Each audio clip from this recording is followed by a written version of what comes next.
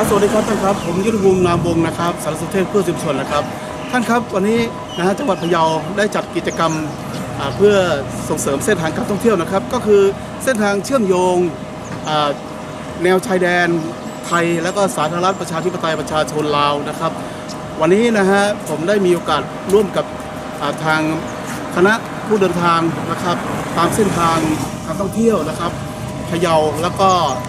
สาธารณรัฐประชาธิปไตยประชาชนลาวนะครับซึ่งตอนเช้านี้นะครับก็เป็นพิธีเปิดนะครับโดยท่านรองผู้ว่าราชการจังหวัดพะเยาท่านปานทองสะภูพันธ์นะครับให้เกียรติเป็นประธานในพิธีเปิดกิจกรรมในครั้งนี้นะครับน่าสนใจทีเดียวนะครับสำหรับพะเยาและการท่องเที่ยวเส้นทางตะเข็บชายแดนไทยลาวนะครับเราไปชมบรรยากาศของพิธีเปิดและทราบถึงความเป็นมาวัตถุประสงค์ของโครงการนี้ครับเชิญเลยครับครับสวัสดีครับวันนี้สำนักงานการท่องเที่ยวและกีฬาจังหวัดพะเยาได้จัดโครงการส่งเสริมการท่องเที่ยวเชื่อมโยงบริเวณชายแดนจังหวัดพะเยาและจังหวัดเชียงรายบริเวณบ้านฮวกกิ่วหกภูชีฟ้าภูชีดาวนะครับซึ่งมีระยะเวลาในการเดินทางไปส่งเสริมการท่องเที่ยวรวม2 วัน 1 คืนนะครับโดยกลุ่มเป้าหมายเป็นหัวหน้าส่วนราชการภาครัฐนะครับผู้แทนภาคเอกชนผู้แทนจากชุมชนสื่อมวลชนผู้ประกอบการในอุตสาหกรรมการท่องเที่ยวนะครับเพื่อไปสร้างการรับรู้และสร้างความเชื่อมั่นในเส้นทางการท่องเที่ยวเชื่อมโยงในเส้นทางนี้นะครับโดยในวันนี้เนี่ยได้รับเกียรติจากท่านรองผู้ว่าราชการจังหวัดพะเยานายปานทองสะภูพันธ์มาเป็นประธานในพิธีเปิดกิจกรรมประมาณเวลา 7:30 นาทีครับแล้วหลังจากนั้นขบวนคาราวานรถก็จะออกจากตัวเมืองพะเยาไปทางเส้นทางหลวงหมายเลข 1201นะครับเพื่อไปยังด่านบ้านฮวกอำเภอภูซางครับหลังจากนั้นก็จะใช้เส้นทางเชื่อมต่อไปยังภูชีฟ้าแล้วก็ไปสิ้นสุดการเดินทางที่แก่งผาใดนะครับ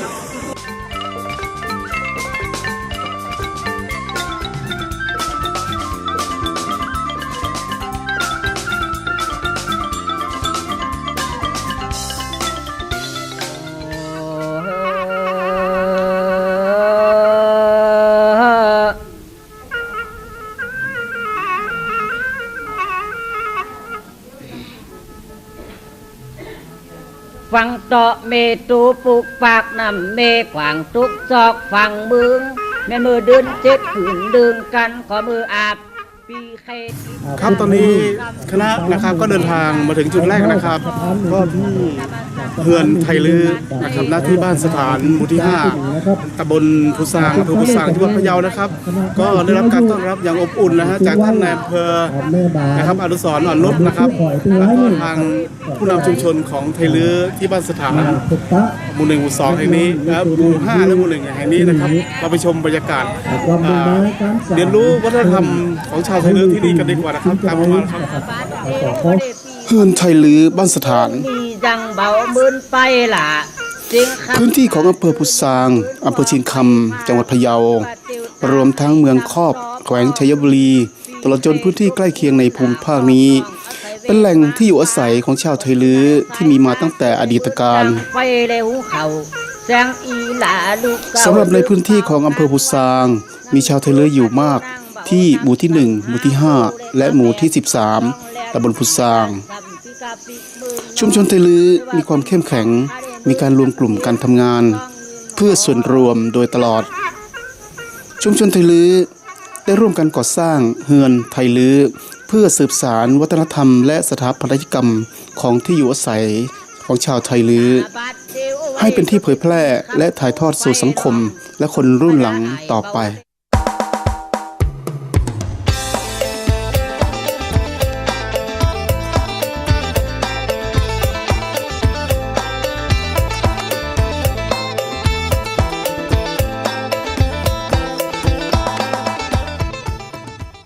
คณะของเราเดินทางสู่ด่านชายแดนไทยลาวบ้านฮวกอำเภอพุทรางซึ่งตั้งอยู่ห่างจากตัวจังหวัดพะเยาประมาณ100 กิโลเมตร ตามถนนสายพะเยาจุนเชียงคำพุซางบ้านหวกเป็นประตูสู่แขวงชัยบุรีสาธารณรัฐประชาธิปไตยประชาชนลาวก่อนเข้าไปสู่หลวงพระบางที่นี่เราได้สัมผัสเสน่ห์แห่งความงามของธรรมชาติซึ่งมีความงดงามทั้งสองข้างทางบ้านหวกยังมีร้านค้าจำหน่ายสินค้าพื้นเมืองผลิตภัณฑ์โอท็อปอยู่หลายร้านค้าที่ให้เราได้ไปเยี่ยมชมและอุดหนุนสินค้าชุมชนจากตัวหมู่บ้านเราขึ้นรถไปอีกประมาณ2กิโลเมตรก็จะถึงช่องทางกิ่ว6ซึ่งเป็นช่องทางการติดต่อระหว่างประเทศไทยกับแขวงชัยบุรีสาธารณรัฐประชาธิปไตยประชาชนลาว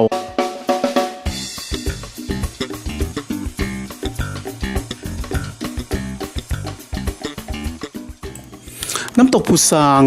หรือที่หลายคนเรียกว่าน้ำตกอุ่นนั้นตั้งอยู่ภายในอุทยานแห่งชาติพุซางจังหวัดพะเยาซึ่งเป็นเขตอุทยานแห่งชาติลำดับที่98ของประเทศไทยโดยความแปลกและความพิสดารของน้ำตกแห่งนี้ก็คือเป็นน้ำตกอุ่นเพียงแห่งเดียวที่พบในประเทศไทยเพราะเป็นน้ำตกที่มีอุณหภูมิถึง35องศาเซลเซียส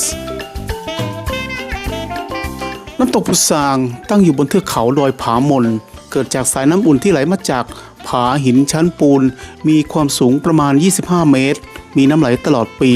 และน้ำใสปราศจากกลิ่นกรรมฐานสามารถลงเล่นน้ำได้อีกทั้งบริเวณใต้น้ำตกพุซางก็ยังเป็นแอ่งน้ำสีเขียวมรกตใสราวกับกระจกจึงเหมาะสำหรับการลงแช่น้ำให้อบอุ่นสบายตัวอีกทั้งบริเวณเหนือน้ำตกพุซางขึ้นไปมีเส้นทางชมป่าต้นน้ำและป่าดงดิบซึ่งอยู่ห่างจากที่ทำการอุทยานแห่งชาติพุซางประมาณ1กิโลเมตรและยังมีบ่อน้ำซับอุ่นซึ่งเป็นบ่อน้ำซับอุ่นธรรมชาติและเป็นแหล่งต้นน้ำของน้ำตกพุซางมีอุณหภูมิประมาณ35องศาเซลเซียสเป็นบริเวณที่ทานน้ำอุ่นผุดขึ้นมาจากใต้พื้นดินมีสภาพเป็นป่าพลุน้ำจืดที่เต็มไปด้วยพันไม้นานาพันธุ์หาชมได้ยาก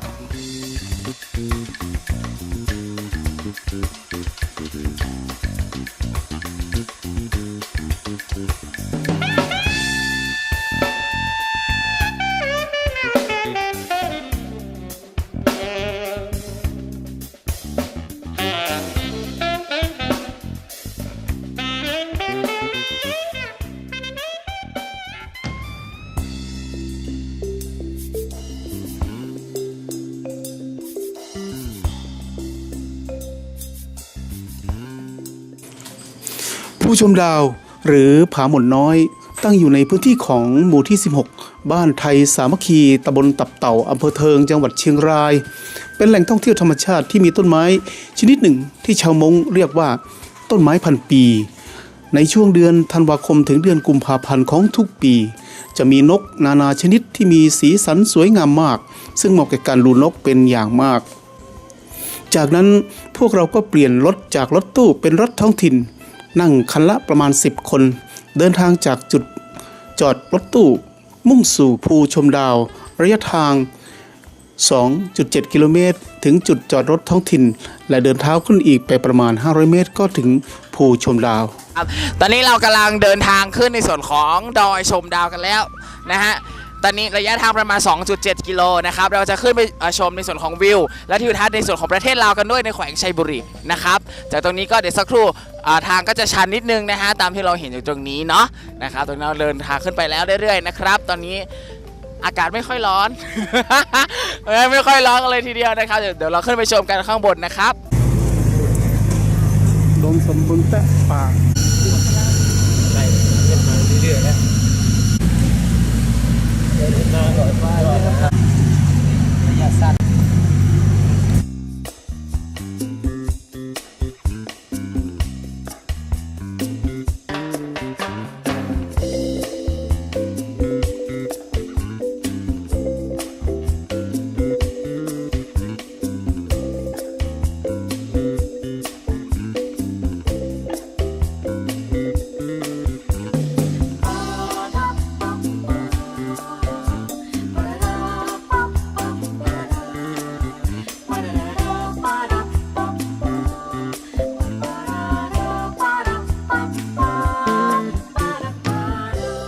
ครับในที่สุดนะครับเราก็เดินทางมาถึงจุดหมายปลายทางแล้วนะครับ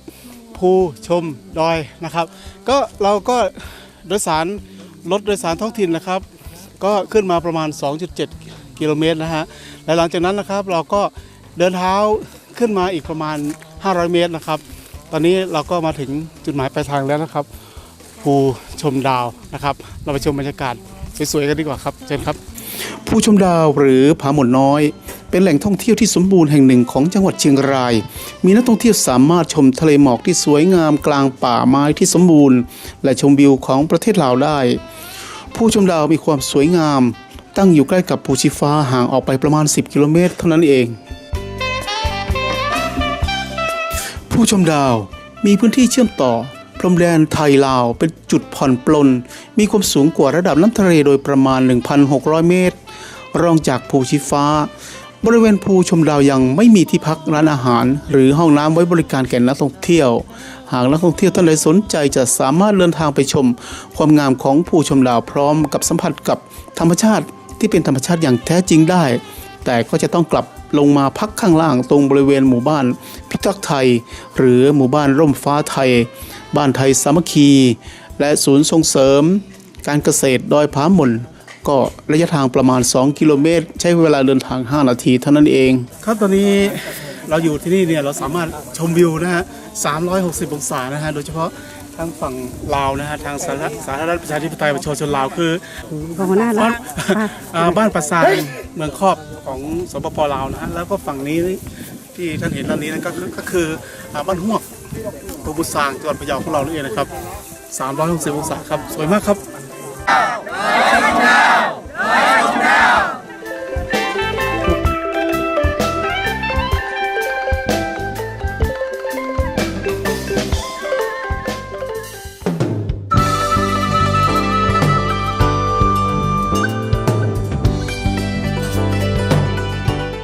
ศูนย์ส่งเสริมการเกษตรดอยผาหม่นเป็นอีกแหล่งท่องเที่ยวเชิงเกษตรอีกแห่งหนึ่งของจังหวัดเชียงรายซึ่งอยู่ไม่ไกลจากภูชีฟ้ามากนักนักท่องเที่ยวที่มาเที่ยวภูชีฟ้า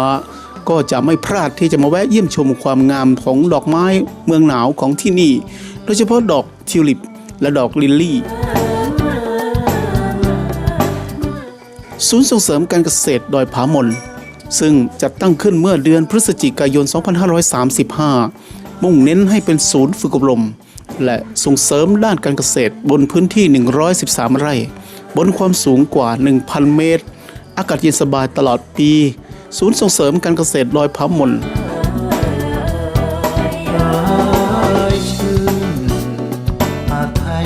เธอเป็นดวงใจขวัญใจพี่ชื่นอาไทยเธอเป็นดวงใจขวัญใจพี่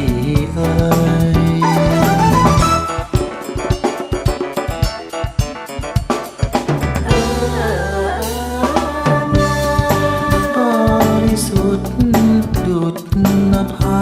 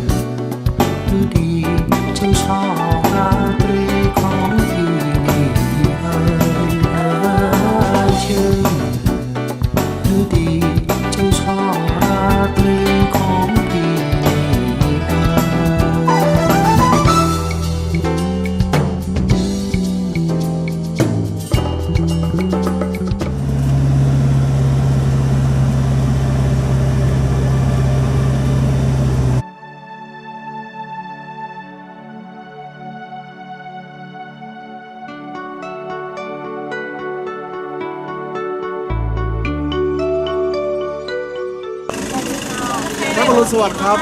ที่นี่คือทางที่จะเดินขึ้นไปชมทะเลหมอกที่ภูชีฟ้าแห่งนี้นะครับคณะเดินทางของพวกเรานะครับเดินทางวันที่2ของการเดินทางแล้วนะครับก็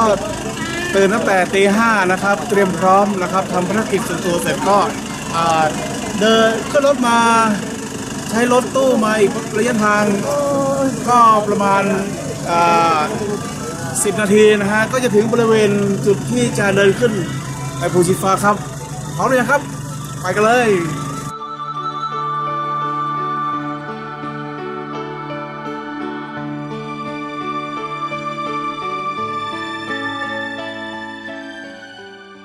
อันนี้20อันนี้40 เลข20มันเลย คุณค่ะว่าพว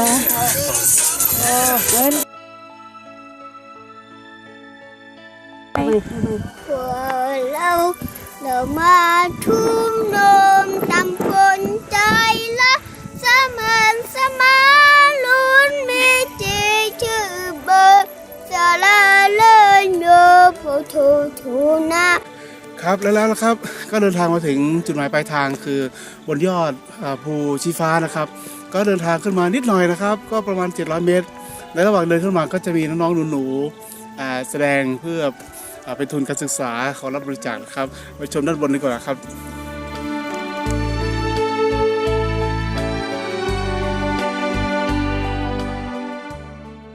ภูชีฟ้าวนอุทยานแห่งชาติภูชีฟ้าตั้งอยู่ที่ตำบลตับเต่าอำเภอเทิงจังหวัดเชียงรายเป็นสถานที่ท่องเที่ยวอีกแห่งหนึ่งที่มีชื่อเสียงในจังหวัดเชียงรายอยู่ในเขตป่าสงวนแห่งชาติป่าแม่เองฝั่งขวาและป่าแม่งาวฟ้าทองมีพื้นที่ประมาณ 2,500 ไร่โดยกรมป่าไม้ได้มีคำสั่งจัดตั้งเป็นวนอุทยานเมื่อวันที่ 6 กุมภาพันธ์ 2541 พื้นที่วนอุทยานเป็นยอดเขาสูงในเทือกเขาดอยผาหม่นติดกับชายแดนไทยและสาธารณรัฐประชาธิปไตยประชาชนลาวภูชีฟ้าตั้งอยู่บนเทือกเขาทางทิศตะวันออกของจังหวัดเชียงรายอยู่ระหว่างรอยตะเข็บชายแดนไทยลาวลักษณะเป็นหน้าผาสูงเป็นแนวยาวไปตามแนวชายแดนบริเวณปลายสุดของหน้าผามีลักษณะแหลมคล้ายกับนิ้วมือชี้ยื่นออกไปในทางอากาศจึงเป็นที่มาของชื่อว่าภูชีฟ้าจุดที่สูงสุดของภูชีฟ้าอยู่สูงจากระดับน้ำทะเลปานกลาง 1,200 ถึง 1,628 เมตรเบื้องล่างของหน้าผาเป็นแอ่งหุบเขาเป็นที่ตั้งของหมู่บ้านเชียงตองแขวงชัยบุรีสาธารณรัฐประชาธิปไตยประชาชนลาวจุดสูงสุดของภูชีฟ้านะครับความสูงจากระดับน้ำทะเล 1,628 เมตรด้านล่างทัศน์นะครับภูเขาจะตก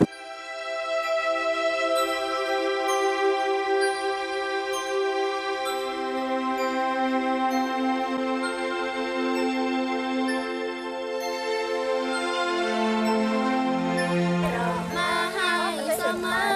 พูดจริงใจทุกครั้งที่เจอฟังเสียงเธอฉันน่ารักจริงๆไม่ดีมาไปกว่ามันไม่ดีไม่งามไม่น่า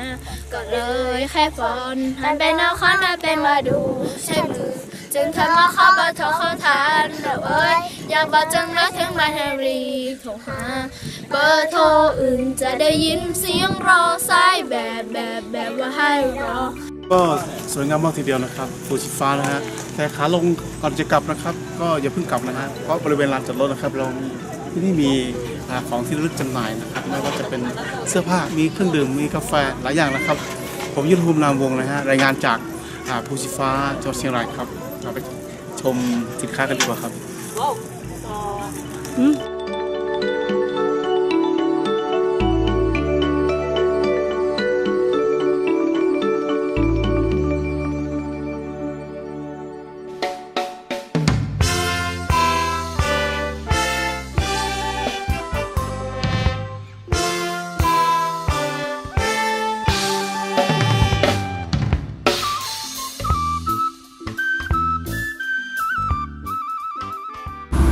ครับแล้วก็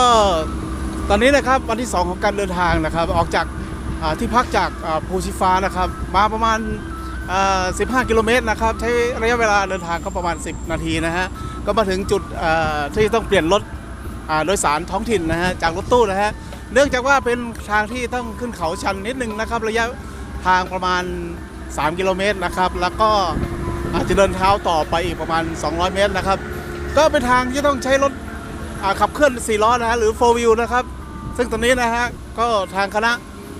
กำลังเดินทางมุ่งสู่ภูชีดาวครับตามผมมาเลยครับ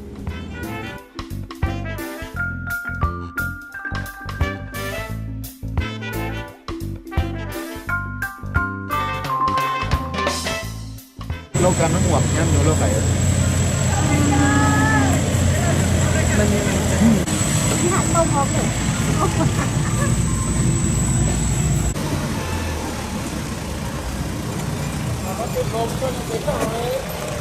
หลังจากที่พวกเราเช็คเอาท์จากโฮมสเตย์เรียบร้อยแล้วพวกเราก็เปลี่ยนรถจากรถตู้เป็นรถท้องถิ่นนั่งคันละ10 ท่านเดินทางจากจุดรถตู้สู่ภูชีดาวระยะทาง3 กิโลเมตร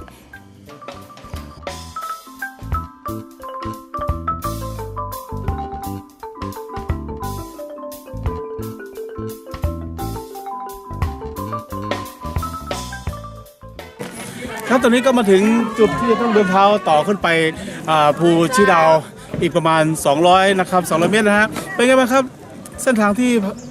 ผ่านมาวันนี้นะครับระยะทาง3 กิโลเมตรนะครับขับเคลื่อนด้วย 4 wheel นะฮะก็เป็นการท่องเที่ยวที่การเดินทางที่ค่อนข้างจะผจญภัยหรือแอดเวนเจอร์กันทีเดียวนะครับ ก็สนุกสนานไปด้วยนะครับ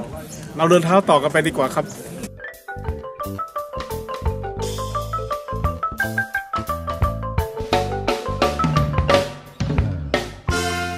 เมื่อถึงจุดจอดรถท้องถิ่นก็เดินเท้าไปอีกระยะทางประมาณ300 เมตรก็ขึ้นสู่ภูชีดาวภูชีดาวเป็นจุดชมวิวทะเลหมอกที่สวยงามไม่แพ้ภูชีฟ้าซึ่งวันไหนสภาพอากาศเปิด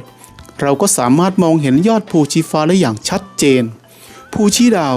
ตั้งอยู่บนพื้นที่ในความดูแลของตำบลป.อำเภอเวียงแก่นจังหวัดเชียงรายจุดเด่นของภูชีดาวอยู่ที่ยอดสูงสุดสามารถมองเห็นวิวได้360 องศาไม่มีต้นไม้สิ่งก่อสร้างใดๆมาบดบังมีแนวรั้วไม้ไผ่กั้นเขตแดนป้องกันอันตรายภูชีดาวเป็นแหล่งท่องเที่ยวที่ยังใหม่ทุกอย่างยังคงอุดมสมบูรณ์ไปด้วยธรรมชาติป่าเขาต้นไม้ทิวทัศน์และทะเลหมอกครับผมคุ้มค่าจริงๆครับวันนี้ครับสำหรับการเหน็ดเหนื่อยนิดนึงนะครับออกเหงื่อนิดนึงนะครับแล้วก็การเดินทางที่ผจญภัยสนุกสนานตื่นเต้นไปด้วยแล้วก็ได้รับประสบการณ์ใหม่ๆโดยเฉพาะเราได้เห็นสองข้างทางที่เราเดินทางมาเป็นแมกไม้นานาพันธุ์เป็นป่าดงดิบนะฮะแล้วก็พอขึ้นมาถึงจุดนี้ปุ๊บด้านโน้นนะฮะก็จุดสูงสุดเลยนะฮะคือภูชีดาวนะฮะในก่อนที่เราจะถึงภูชีดาวเนี่ยเราจะมองเห็นทิวทัศน์360 องศานะฮะแล้วก็เห็นทั้งฝั่งไทยแล้วก็แม่น้ำโขงฝั่งลาวด้วยนะครับไปชมบรรยากาศด้านบนกันดีกว่าครับมาจากไหนครับมาจากพะเยาค่ะเป็นไงบ้างครับมาเที่ยวสนุกค่ะแล้วก็สมกับความเหนื่อยเพราะว่าเดินขึ้นดอยมาก็ไกลเหมือนกันค่ะเคยมาไหมครับไม่เคยค่ะครั้งนี้ครั้งแรกค่ะแล้วจะมาอีกไหมเนี่ยมาค่ะ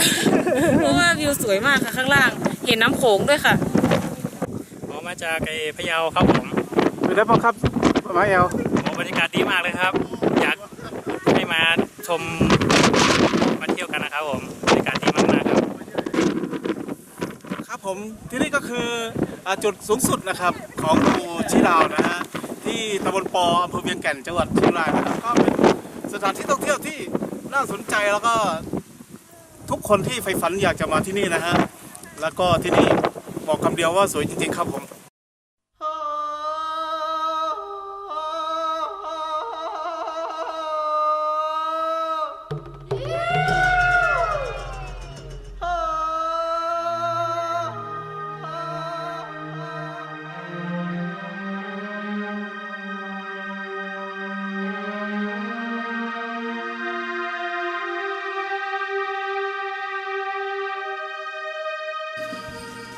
จากนั้นคณะของเราเดินทางสู่ดอยผาตั้ง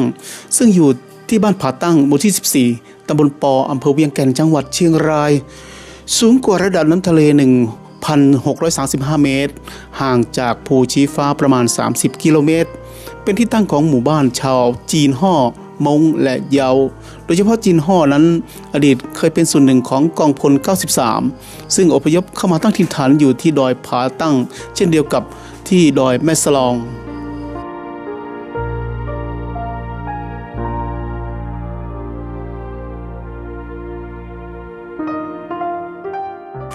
เราไปชมจุดเด่นและจุดท่องเที่ยวที่น่าสนใจบนดอยผาตั้งกันดีกว่าจุดแรกจุดชมวิวผาบ่องประตูสยามเป็นหน้าผาขนาดใหญ่ตรงกลางเป็นเนินช่องเขาเหมือนประตูมีสัญลักษณ์รูปหัวใจซึ่งในเวลานี้ถูกปกคลุมด้วยสายหมอกผาบ่องได้บรรจุไว้ในตำนานเล่าขานว่าเป็นประตูรักแห่งขุนเขาเต็มไปด้วยพลังรักอันบริสุทธิ์ให้จับมือกับคนที่เรารักแล้วเดินก้าวผ่านไปด้วยกันจะช่วยเสริมความรักให้แข็งแกร่งดังภูผา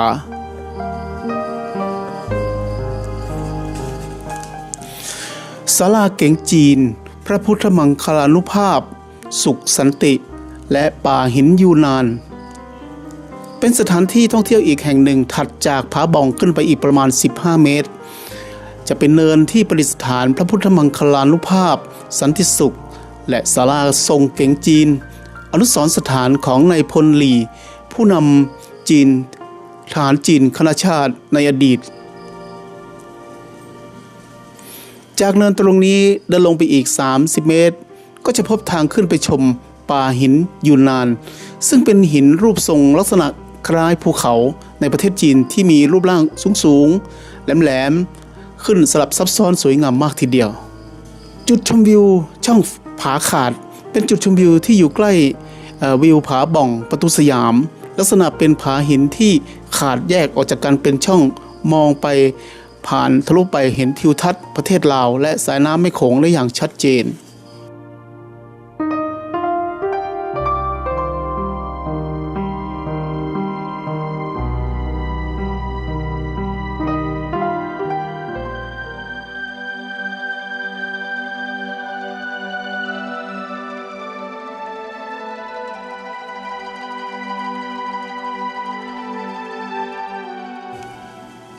จากนั้นพวกเราเดินทางจากดอยผาตั้งมุ่งสู่แก่งผาใดใช้ระยะเวลาเดินทาง1 ชั่วโมง 20 นาทีระยะทาง42 กิโลเมตร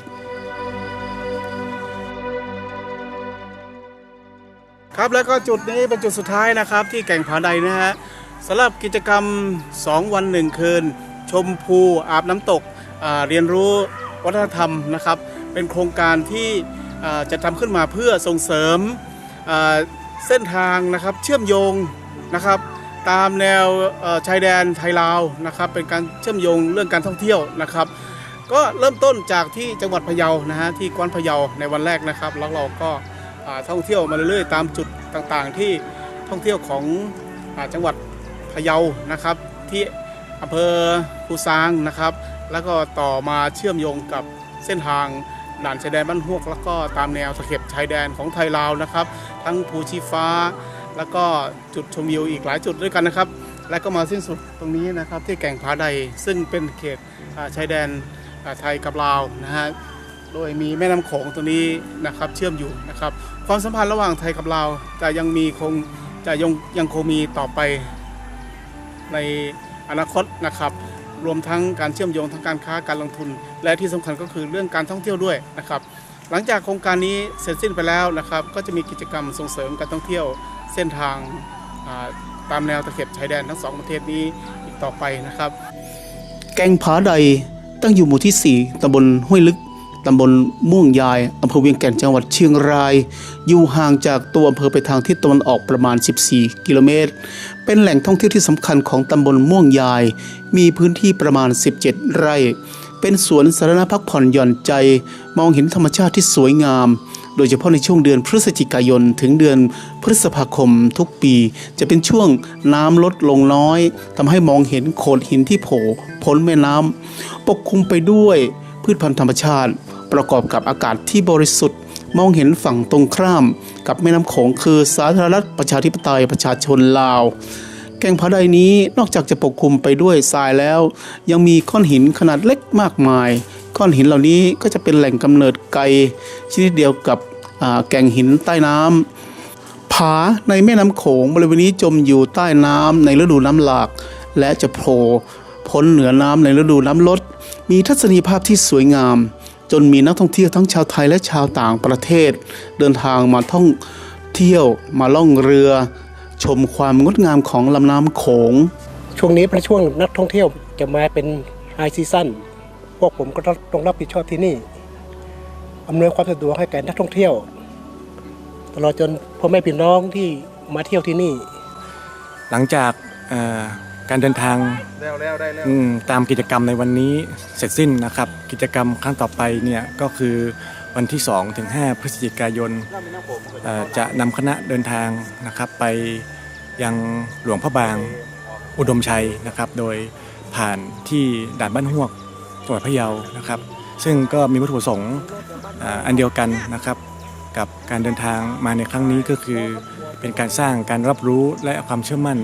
ในเส้นทางเชื่อมโยงนะครับแนวชายแดนไทยลาวซึ่งหลังจากที่เราได้ไปครบทั้ง2เส้นทางแล้วเนี่ยนะครับวันที่10 พฤศจิกายนก็จะมีการจัดเสวนานะครับเป็นการประชุมสร้างการรับรู้นะครับกับผู้เกี่ยวข้องนะครับประมาณ150 คนที่ศูนย์บริการนักท่องเที่ยวศพบงประตูสู่หลวงพระบางอำเภอภูซางจังหวัดพะเยาครับ